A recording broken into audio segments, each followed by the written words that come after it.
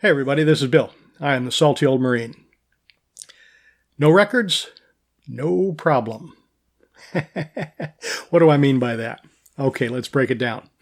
So in terms of VA disability, evidence is king, right? So when you're trying to develop a VA disability claim, if you can point to an in-service event, well, that's golden.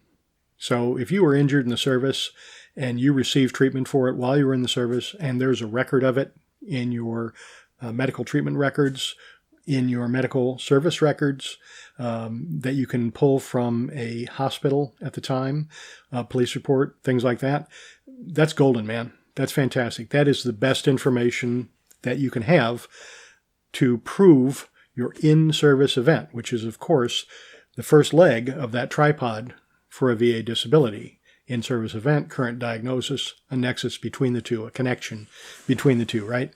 So that's great. But what if you don't have that information? What if you were like a lot of us and you sucked it up, you soldiered on, you rubbed a little dirt on it, walked it off?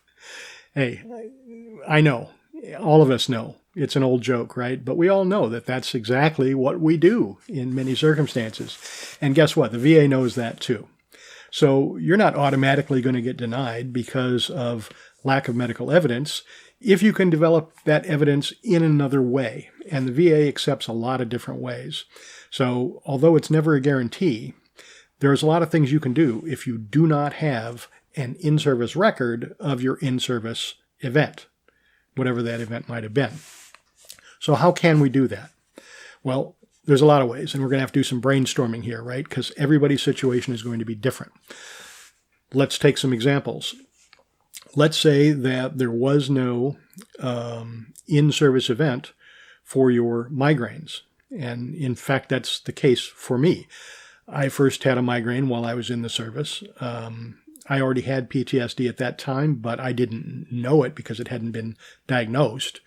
And I had a migraine while I was in the service. Now, I didn't go to the doctor. I didn't go to sick bay. I went to my corpsman, and my corpsman gave me some Motrin, and I ended up sleeping like the whole weekend.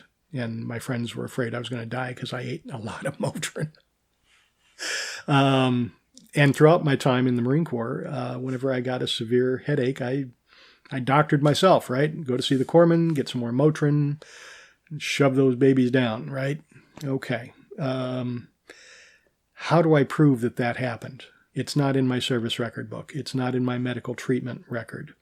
That corpsman, I don't even remember that corpsman's name, and I don't know if they kept a record. So that information's gone. But if I had someone that I served with who remembers me having those headaches and taking that Motrin and being wiped out for a whole weekend, that's the case for what they call a buddy letter. That's the case for a sworn statement by someone who served with you at that time, who's willing to say, yes, in fact, I saw the salty old Marine. He was a salty young Marine at the time. He had terrible headaches. He took a lot of Motrin. The corpsman gave him Motrin, and he used to complain about how bad his head hurt. That will go a long way towards proving that in-service event. If you were married at the time and you have a spouse who remembers you coming home with your head throbbing and, taking all the medication in the world and laying down and not being able to do the social events things and the family things and all that kind of thing, and they're willing to write, again, a lay statement, a buddy letter, as they call it, there's some more proof, right? In your own personal statement that you should be submitting with your claim. Always submit a personal statement with your claim. You should be explaining all of those things yourself. I had these terrible, terrible headaches. They were absolutely debilitating. And you describe it accurately, correctly. Don't exaggerate, but don't leave anything out. Talk about just exactly how bad they were. Put that in all your personal statement, right? What else?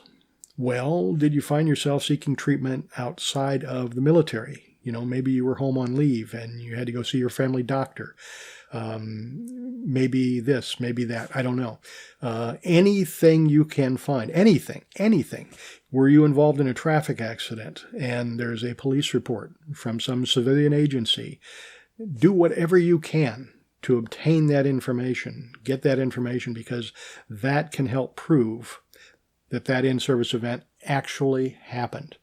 And the VA will do a lot towards bending to understand that not all disabilities that occurred while you were in the service were documented by you going on sick call.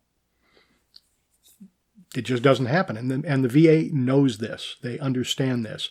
They're not going to simply take your word for it, but anything you can do to develop that information, to provide that information in another format, right, can be useful and can prove that in-service event. Now, let me give you another example, and this is sort of an extreme example, so bear with me. We all know that sexual assault exists in the military and outside of the military. Excuse me. And it's a terrible thing. A lot of victims of sexual assault do not report it, including military sexual trauma, MST as they call it, right? Which can lead to PTSD. They don't report it to the military police if it happened on base. They don't report it to their unit commanders, or in some cases they do and they're brushed off or they're ignored or nothing happens. And so, in fact, there is no record of it. Well, the VA understands that too. So the VA, in those cases, can use other types of evidence. They call it marker evidence, which is information that psychologists have figured out over the years that could tend to prove that the incident in question actually did happen. Now, again, you can still use things like buddy letters. You told a friend at the time, and they remember you telling them at that time. All of those sorts of things, right? But in addition to that, you can use marker evidence. Marker evidence might be things like your proficiency and conduct scores, or your reports on your behavior, whatever they call that in the service you were in, right? Those go down or go markedly up if you leave your base, or if you get reassigned to another unit at your request, or if you change your MOS, if you gain weight significantly after that event. All of those things can be seen as marker evidence. Alcohol abuse, drug abuse, behavioral problems where there were none before, right? All of those things can be seen as markers and will tend to help the VA prove on your behalf that the incident actually occurred, meaning that the VA can believe you and the VA can give you that disability and you can get that treatment that you need because they believe that that incident did in fact occur, even though there was no actual report of it at the time, right? So again, same situation. It depends very much on the type of disability you're claiming, but there are lots of ways that you can develop the proof for the VA that what you're claiming happened while you were in the military did, in fact, happen while you were in the military. So that's why I'm saying no records, no problem. It's going to be harder. I'm not joking around about that. But it may be something that you can do. It's going to take some work on your part. You're going to have to think creatively and think about how you can go about finding that information, whatever might be out there, however minuscule, however long ago, reaching out to old friends, all that type of thing, right? But you can do it, is what I'm trying to say. This is Bill. I am the Salty Old Marine. I hope you found this video useful. Please like, share, and subscribe. Drop a comment. And as always, have a great day.